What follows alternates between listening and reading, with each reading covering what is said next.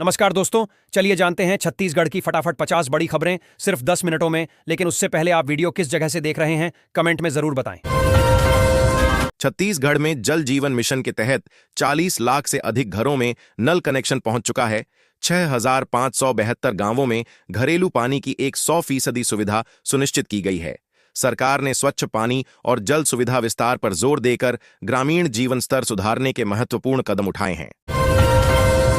साय सरकार ने अन्नदाताओं को बड़ा सम्मान दिया है। कृषक उन्नति योजना से खेती लाभकारी साबित हो रही है। आर्थिक सहायता और प्रोत्साहन मिलने से किसानों की आय बढ़ी है। योजना का लाभ पाकर प्रदेश के किसान गदगद नजर आ रहे हैं और सरकार के फैसले की सराहना कर रहे हैं।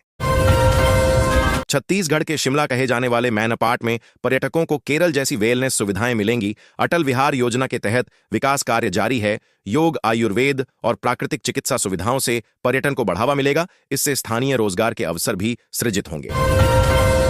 छत्तीसगढ़ सरकार ऑन-ऑयल पाम खेती को बढ़ावा देने के लिए किसानों को 59,620 रुपये तक का अनुदान दे रही है।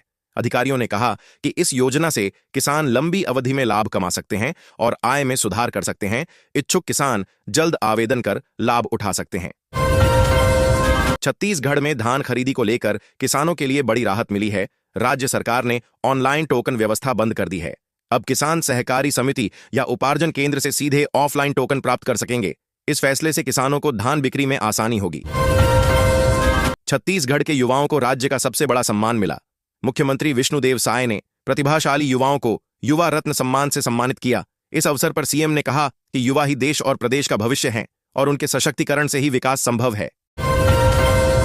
छत्तीसगढ़ के कई जिलों में शीतलहर और घने कोहरे का अलर्ट जारी किया गया है। राजधानी रायपुर में कड़ाके की ठंड से लोग ठिठुर रहे हैं। तापमान में गिरावट दर्ज की गई है। सुबह के समय दृश्यता कम रही। प्रशासन ने सतर्क रहने की अपील की है। छत्तीसगढ़ में अवैध मतांतरण का बड़ा खुलासा हुआ है। डेविड चाको बीते 4 वर्षों से योजनाबद्ध तरीके से नेटवर्क तैयार कर रहा था। जांच में कई जिलों में उसकी सक्रियता सामने आई है। प्रशासन ने मामले की गंभीरता को देखते हुए जांच तेज कर दी है और संबंधित लोगों से पूछताछ जारी है। छत्तीसगढ़ में कांग्रेस ने केंद्र सरकार पर मनरेगा को कमजोर करने का आरोप लगाया। विरोध में पार्टी ने मनरेगा बचाओ यात्रा निकाली। यात्रा के दौरान प्रतिनिधियों ने कहा कि योजना ग्रामीण मजदूरों और अर्थव्यवस्था के लिए महत्वपूर्ण है। कांग्रेस ने इसके सुदृढ़ और प्रभावी कार्यान्वयन की मांग की। छत्तीसगढ़ में किसानों ने धान खरीदी की तारीख बढ़ाने की मांग को लेकर NH 30 पर चक्का जाम किया। सैकड़ों वाहन फंस गए, जिससे लंबा जाम लगा। प्रदर्शनकारी किसानों ने सरकार से तत्काल कार्रवाई और खरीदी अवधि में बढ़ोतरी की अपील की। प्रशासन ने मार्ग खोलने के लिए जवान तैनात किए। छत्तीसगढ़ की साहित्यिक चेतना को राष्ट्रीय पहचान मिलेगी। 23 से 25 जनवरी तक नवा रायपुर के पुरखौती मुक्तांगन में आयोजन होगा। कार्यक्रम में राज्य की सांस्कृतिक और साहित्यिक विरासत को उजागर किया जाएगा। लेखक, कवि और साहित्य प्रेमी इसमें भाग लेंगे और विचार साझा करेंगे। छत्तीसगढ़ में सुरक्षा बलों और नक्सलियों के बीच मुठभेड़ हुई। इस दौरान 8 लाख के इनामी माओवादी समेत 3 अन्य नक्सली मारे गए। घटनास्थल से हथियार और विस्फोटक बरामद किए गए हैं। सुरक्षा बलों ने इलाके में सर्च ऑपरेशन तेज कर दिया है। छत्तीसगढ़ में खाल और शल्क की तस्करी पर वन विभाग ने शिकंजा कस दिया है। विभिन्न जिलों में छापेमारी कर तस्करों के खिलाफ कार्रवाई की गई। वन्यजीव अंगों की अवैध खरीद फरोख्त पर नजर रखी जा रही है। विभाग ने नेटवर्क तोड़ने और संरक्षण कानून सख्ती से लागू करने के निर्देश दिए हैं। मुख्यमंत्री साय ने कहा कि पंचायत प्रतिनिधियों के अध्ययन भ्रमण से ग्रामीण विकास का चेहरा बदलेगा। इससे प्रतिनिधियों को नवाचार, बेहतर योजनाओं और सफल मॉडल्स की जानकारी मिलेगी। अनुभवों के आदान प्रदान से गांवों में विकास कार्यों को नई दिशा और गति मिलेगी। छत्तीसगढ़ में 50 परिवारों के 104 लोगों ने घर वापसी की। बीजेपी नेता ने पैर पखारकर उनका सनातन में स्वागत किया। उन्होंने कहा कि राज्य में किसी तरह की अस्थिरता नहीं होने देंगे और बंगाल जैसी स्थिति यहां नहीं बनने देंगे। स्वागत कार्यक्रम में स्थानीय लोगों की भी भागीदारी रही। धान खरीदी में गड़बड़ी को लेकर छत्तीसगढ़ सरकार सख्त नजर आ रही है। अनियमितताओं की जांच के बाद दोषियों पर लगातार कार्रवाई की जा रही है। सरकार ने स्पष्ट किया है कि किसानों के हितों से खिलवाड़ करने वालों को बख्शा नहीं जाएगा और व्यवस्था में पारदर्शिता सुनिश्चित की जाएगी। छत्तीसगढ़ में छात्रों की फीस में करोड़ों की हेराफेरी का खुलासा हुआ है। खुद विश्वविद्यालय के कुलपति ने जांच के दौरान फाइल खोली और अनियमितताएं पाईं। अधिकारियों पर गंभीर आरोप लगे हैं। सरकार ने मामले की जांच तेज कर दी है और दोषियों के खिलाफ कार्रवाई की तैयारी शुरू कर दी है। छत्तीसगढ़ में धान खरीदी को लेकर नया बवाल खड़ा हो गया है। सरकार ने किसानों के घर घर धान स्टॉक की जांच शुरू की है। कांग्रेस ने इसे गंभीर आरोप बताते हुए किसानों के साथ अन्याय का दावा किया।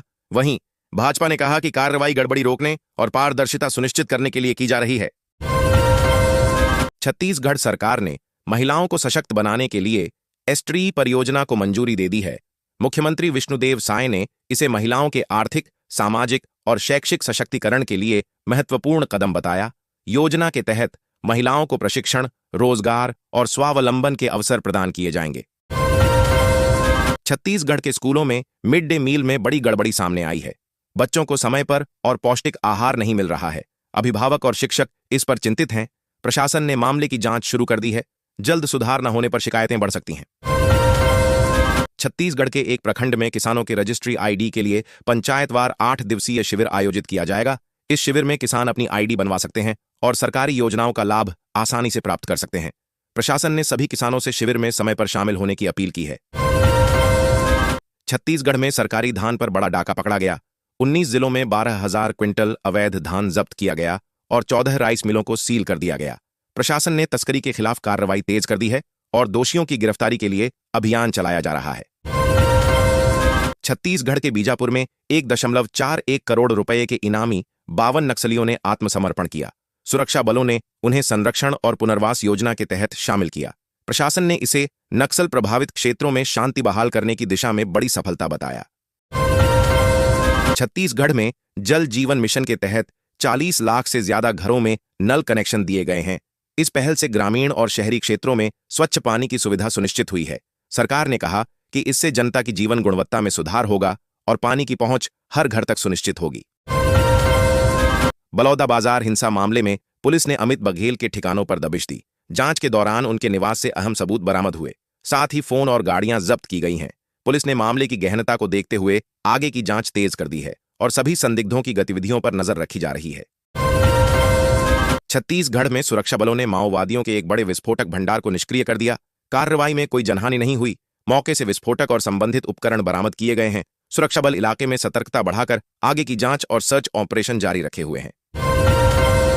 छत्तीसगढ़ में 23 को भारत न्यूजीलैंड के टी20 मैच के लिए ऑनलाइन टिकट आज शाम 7 बजे से उपलब्ध होंगे। दर्शक आधिकारिक वेबसाइट या ऐप के माध्यम से टिकट बुक कर सकते हैं। सुरक्षा और कोविड-19 नियमों का पालन सुनिश्चित किया जाएगा। शराब घोटाला मामले में चैतन्य बघेल की जमानत के खिलाफ छत्तीसगढ़ सरकार की याचिका पर सुप्रीम कोर्ट में सुनवाई स्थगित कर दी गई है। कोर्ट ने अगले आदेश तक मामले की प्रक्रिया को टाल दिया। संबंधित पक्षों को नई तारीख पर उपस्थित होने के निर्देश दिए गए हैं। गृह मंत्री अमित शाह के वादे के अनुसार छत्तीसगढ़ में अब तक 2000 से ज्यादा नक्सली सरेंडर कर चुके हैं। वहीं आज 52 माओवादियों ने हथियार डालकर सरकार के पुनर्वास कार्यक्रम में शामिल होने का निर्णय लिया। राज्य प्रशासन ने कहा कि नक्सल प्रभावित क्षेत्रों में शांति बहाल करने के प्रयास जारी रहेंगे। छत्तीसगढ़ ने दिसंबर तक खनिज क्षेत्र से 10,345 करोड़ रुपए का राजस्व प्राप्त किया। यह राज्य की आर्थिक मजबूती और खनिज उद्योग की सक्रियता को दर्शाता है। सरकार ने राजस्व वृद्धि को विकास योजनाओं और निवेश बढ़ाने के लिए एक सकारात्मक संकेत बताया। मुख्यमंत्री साय आज सूरजपुर जिले को 174 करोड़ रुपए के विकास कार्यों की सौगात देंगे। इस दौरान वे विभिन्न निर्माण और जनहित परियोजनाओं का लोकार्पण व भूमि पूजन करेंगे। कार्यक्रम से क्षेत्र के बुनियादी ढांचे और सुविधाओं को नई गति मिलेगी। छत्तीसगढ़ में जल जीवन मिशन के तहत बड़ी सफलता मिली है। राज्य के 32 लाख घरों तक नल के माध्यम से शुद्ध पेयजल पहुंचाया गया है। इस योजना से ग्रामीण क्षेत्रों में पेयजल की समस्या कम हुई है और लोगों के स्वास्थ्य व जीवन स्तर में सकारात्मक बदलाव आया है। छत्तीसगढ़ में मनरेगा का नाम बदलकर जीराम जी किए जाने को लेकर सियासत तेज हो गई है। कांग्रेस ने इसे गरीबों के अधिकारों पर हमला बताते हुए रायपुर में 8 किलोमीटर लंबी पदयात्रा निकाली। पार्टी नेताओं ने सरकार के फैसले के खिलाफ आर पार की लड़ाई का ऐलान किया। छत्तीसगढ़ के हंसदेव जंगलों में खनन के विरोध में सरगुजा में ग्रामीणों ने रैली निकाली। प्रदर्शनकारियों ने पर्यावरण संरक्षण और विस्थापन रोकने की मांग करते हुए प्रशासन को ज्ञापन सौंपा। ग्रामीणों ने खनन से जंगल, जल और जीवन पर खतरा बताया। मुख्यमंत्री साय आज सूरजपुर जिले को 174 करोड़ रुपए के विकास कार्यों की सौगात देंगे। इस दौरान वे विभिन्न निर्माण और जनहित परियोजनाओं का लोकार्पण व भूमि पूजन करेंगे। कार्यक्रम से क्षेत्र के बुनियादी ढांचे और सुविधाओं को नई गति मिलेगी। छत्तीसगढ़ में जल जीवन मिशन के तहत बड़ी सफलता मिली है। राज्य के 32 लाख घरों तक नल के माध्यम से शुद्ध पेयजल पहुंचाया गया है। इस योजना से ग्रामीण क्षेत्रों में पेयजल की समस्या कम हुई है और लोगों के स्वास्थ्य व जीवन स्तर में सकारात्मक बदलाव आया है। छत्तीसगढ़ में मनरेगा का नाम बदलकर जी राम जी किए जाने को लेकर सियासत तेज हो गई है। कांग्रेस ने इसे गरीबों के अधिकारों पर हमला बताते हुए रायपुर में 8 किलोमीटर लंबी पदयात्रा निकाली। पार्टी नेताओं ने सरकार के फैसले के खिलाफ आर पार की लड़ाई का ऐलान किया। छत्तीसगढ़ के हंसदेव जंगलों में खनन के विरोध में सरगुजा में ग्रामीणों ने रैली निकाली। प्रदर्शनकारियों ने पर्यावरण संरक्षण और विस्थापन रोकने की मांग करते हुए प्रशासन को ज्ञापन सौंपा। ग्रामीणों ने खनन से जंगल जल और जीवन पर खतरा बताया। धान खरीदी व्यवस्था में अचानक किए गए बदलाव से किसान नाराज हो गए। किसानों ने कलेक्ट्रेट पहुंचकर विरोध प्रदर्शन किया और फैसले को वापस लेने की मांग की। उनका कहना है कि बिना पूर्व सूचना के बदलाव से खरीदी प्रक्रिया प्रभावित हो रही है और उन्हें भारी परेशानी का सामना करना पड़ रहा है। सशक्त नागरिक सशक्त भारत विषय पर विशेष व्याख्यान का आयोजन किया जाएगा।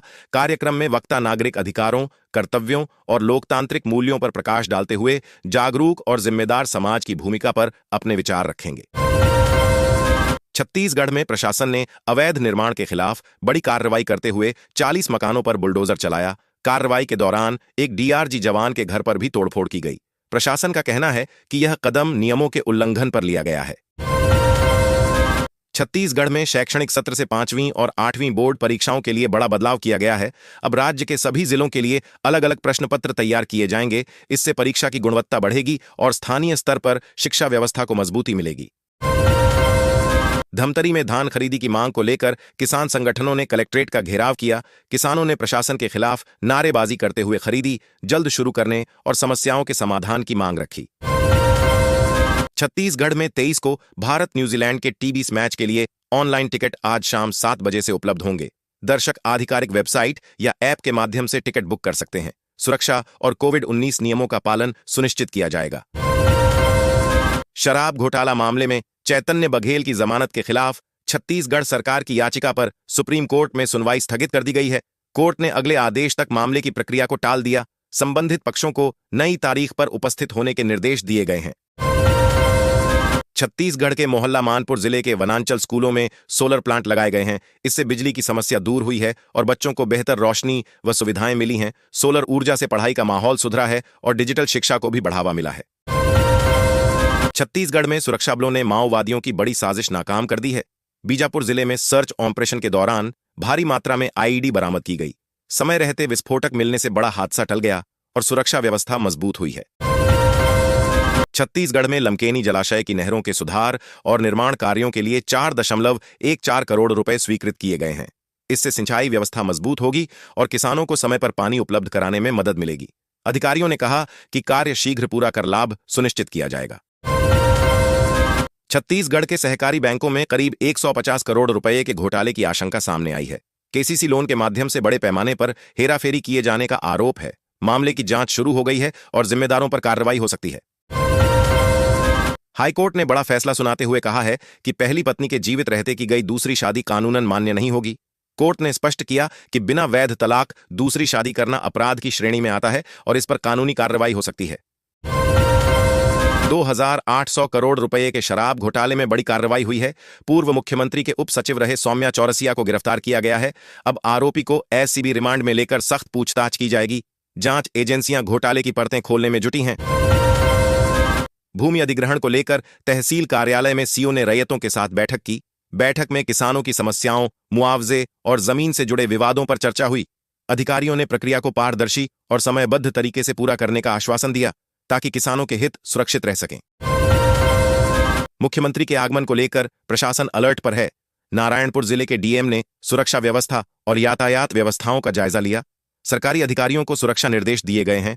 मुख्य मार्गों और कार्यक्रम स्थलों पर निगरानी बढ़ाई गई है। पुलिस और प्रशासन पूरी तरह तैनात हैं ताकि आगमन सुचारू और सुरक्षित तरीके से हो।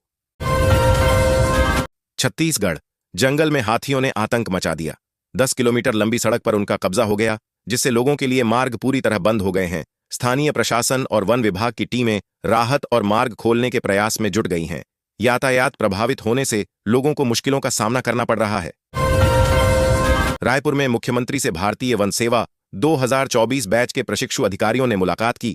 उन्होंने वन संरक्षण, पर्यावरण संरक्षण और राज्य के वन विकास से जुड़े मुद्दों पर चर्चा की। मुख्यमंत्री ने अधिकारियों को अपने उत्तरदायित्व निभाने और वन संसाधनों के संरक्षण में योगदान देने के लिए प्रेरित किया। छत्तीसगढ़ के उद्योग मंत्री लखनलाल देवांगन आज अपना रिपोर्ट कार्ड पेश करेंगे। इसमें राज्य में औद्योगिक विकास, निवेश आकर्षण और रोजगार सृजन की प्रगति का ब्यौरा शामिल होगा। मंत्री रिपोर्ट में आगामी योजनाओं और सुधारों की भी जानकारी देंगे। रायपुर में APEDA का क्षेत्रीय कार्यालय खोलकर छत्तीसगढ़ के कृषि निर्यात का नया वैश्विक द्वार खोला जाएगा। मुख्यमंत्री विष्णुदेव साय ने बताया कि इससे किसानों और व्यापारियों को अंतर्राष्ट्रीय बाजार तक पहुंच आसान होगी और राज्य के कृषि निर्यात को बढ़ावा मिलेगा। गृह मंत्री अमित शाह के वादे के अनुसार छत्तीसगढ़ में अब तक 2000 से ज्यादा नक्सली सरेंडर कर चुके हैं। वहीं आज 52 माओवादियों ने हथियार डालकर सरकार के पुनर्वास कार्यक्रम में शामिल होने का निर्णय लिया। राज्य प्रशासन ने कहा कि नक्सल प्रभावित क्षेत्रों में शांति बहाल करने के प्रयास जारी रहेंगे।